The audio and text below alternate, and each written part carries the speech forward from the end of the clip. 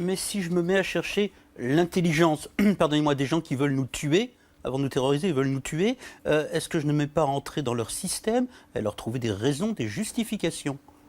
Non, non. Je veux dire, ils veulent. Qu'est-ce qu'ils veulent? Est-ce que je peux être en guerre en connaissant les raisons Bien sûr, de l'adversaire? Bien sûr, au contraire. C'est comme une partie d'échecs. Vous savez quelle est l'intention et vous savez comment répondre à cette intention par une intention adverse. Si vous voulez construire une stratégie, c'est-à-dire les personnes qui ont été terrorisées, qui ont vécu l'épisode du Bataclan, qui ont vécu les mitraillages Sur les terrasses. sur les terrasses de café. Ces personnes-là, il faut les soigner, il faut s'occuper d'elles. Et pour s'occuper d'elles, eh bien, le mieux, c'est de les faire passer de victimes au statut de témoins. C'est eux qui détiennent des forces en eux qui les poussent à comprendre. On va savoir en France encore aimer l'islam, aimer le monde arabe, aimer cet autre qui par moments nous fait peur aujourd'hui? Oui, je pense. Je dirais que ce qui m'intéresse, c'est l'altérité. Je veux dire, c'est qu'il y a quelque chose de différent de ce qui est proposé ailleurs. Je regarde cette altérité, cet autre, et je lui dis, qu'est-ce que tu as à m'apprendre que je ne suis pas? Et ça m'intéresse beaucoup. Et je pense que c'est quand on arrivera à aimer ce qu'on n'est pas, justement, et pas à rechercher constamment dans l'autre notre identique, notre semblable, je pense qu'on aimera aussi des choses aussi différentes que ça. Merci Toby Nathan. Mathieu Ricard, sur la violence et sur le pardon, comment vous situez-vous? Je crois que vous aimez beaucoup citer Gandhi qui disait « Si on applique systématiquement la loi du talion, le monde va se retrouver aveugle et édenté », ce qui est très très drôle. Mais est-ce que cela veut dire que c'est si facile de pardonner?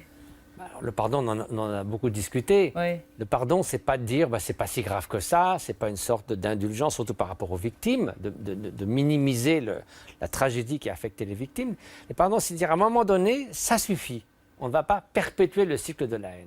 Et on voit bien ce qui se passe quand on ne pardonne jamais. Je veux dire, regardez Israël et Palestine, dès qu'il y a quelque chose, si on ne le fait pas, il n'y a pas de vengeance, c'est qu'on est faible. Il faut se défendre en même temps. Non, mais se défendre, oui. Ça n'est pas tendre l'autre joue.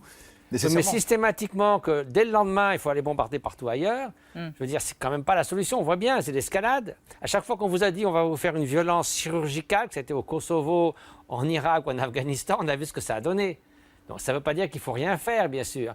Mais il faut surtout voir qu'est-ce qu'on a négligé sur 20 ans. C'est des jeunes qui, à 4 ans, ils ne pensaient pas une seule chose, c'est de couper la tête des gens. Est-ce qu'on peut leur pardonner à ces jeunes garçons, à ces terroristes, à ceux qui sont On peut les la mort comprendre, au Caucase? déjà. On peut les comprendre, parce que tout être n'est pas... Il n'y a pas de mal absolu. Ils sont arrivés à ça pour des raisons... Il faut expliquer. Ils ont tué beaucoup plus de gens. Oui. Il y a eu des victimes terribles, mais ces attentats indiscriminés ont visé une population qui est très représentative de la société française. De la dans son diversité. ensemble. Voilà, de la diversité Cosmopolite, parisienne. diverse. Bobos, enfants d'immigrés, juifs, homosexuels, straight. Mais ils le gays, savaient. c'est ça. Ils le savaient. Oui, parce que l'idée, c'est, alors dans le communiqué, ce sont des croisés. Bon, Il y a bien une idéologie qui fonctionne et on n'est pas du tout dans des dérives sectaires ou de l'embrigadement immédiat par Internet. Je crois que ce message-là a été très négatif, que depuis 2 ans. On a réellement une idéologie politique. Ce ne sont pas des fous. Non, ce ne sont pas des fous. Rachid Benzir n'en a rien compris, en fait. Je pense qu'on continue à nier la réalité. Tout à l'heure, nous parlions des impasses au niveau juridique. Là, nous sommes devant des impasses idéologiques qui ne permettent pas de prendre en compte des choses qui fonctionnent ailleurs. Parce que ça marche. Pourquoi on a du mal avec ça en France? Parce qu'en France, on est sur le mode sécuritaire. Et à force d'être sur le mode sécuritaire, ça nous empêche de comprendre. On est sur un discours de posture, un discours fort, un discours politique. Parce qu'on pense que comprendre commence à excuser, c'est ça? C'est le début d'une forme d'excuse ou d'absolution? Exactement, alors qu'aujourd'hui, il faut s'appuyer sur tout le monde. Ouais, et ces hommes et ces femmes qui sont revenus sont aujourd'hui un levier, pas le seul, un levier sur lequel on doit absolument compter. Qu'est-ce qu'on fait avec les djihadistes qui rentrent de Syrie?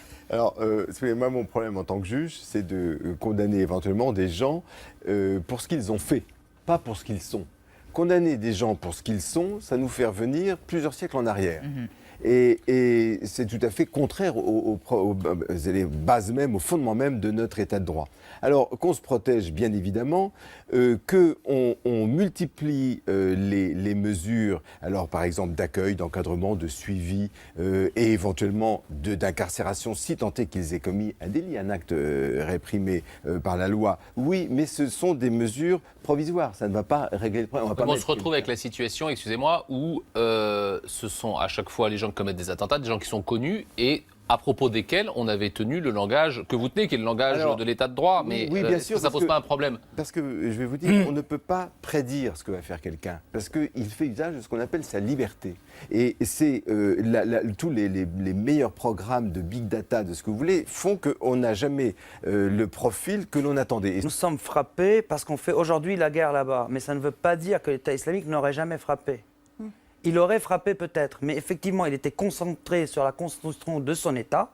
Et une fois la coalition est entrée en guerre, il a répliqué. C'est ça qui est nouveau aujourd'hui. L'État islamique veut dire on vous exporte la guerre. Le théâtre de guerre, c'est plus juste la Syrie et l'Irak, on vous l'exporte jusqu'à chez vous et avec vos propres ressortissants. Conclusion, Wassim Nasr, si le peuple français veut avoir la paix, il faut que notre gouvernement fasse ce qu'a fait le gouvernement espagnol après l'attentat d'Atocha, se retirer du front syrien-irakien. Déjà, ce n'est pas à moi de dire ça. Et de deux, il ne faut pas oublier que la France est en guerre contre les organisations djihadistes depuis bientôt 3 décennies. Depuis les années 90. Voilà. Le début des années 90. Et donc, ce n'est pas les mêmes, mais la menace est la même. Aujourd'hui, ce qui a changé dans la nature de cette menace, c'est que ce sont des ressortissants européens utilisés par l'État islamique pour frapper ici même. C'est ça qui a changé. Et pour l'instant, l'organisation de l'État irréparable islamique ne s'est pas fixé comme objectif stratégique ni de s'attaquer à la France, ni de s'attaquer à l'Europe. Son objectif stratégique, c'est de construire un État sur la Syrie, l'Irak, éventuellement de l'État. Vous appelez le califat. Voilà, le califat, exactement. C'est de construire cela. Au moment où elle était en train de le construire, il y a un certain nombre de puissances qui ont décidé de la frapper. En réaction, elle a dit, vous me frappez, je vous frappe. Plus vous frappez, plus je vous frappe.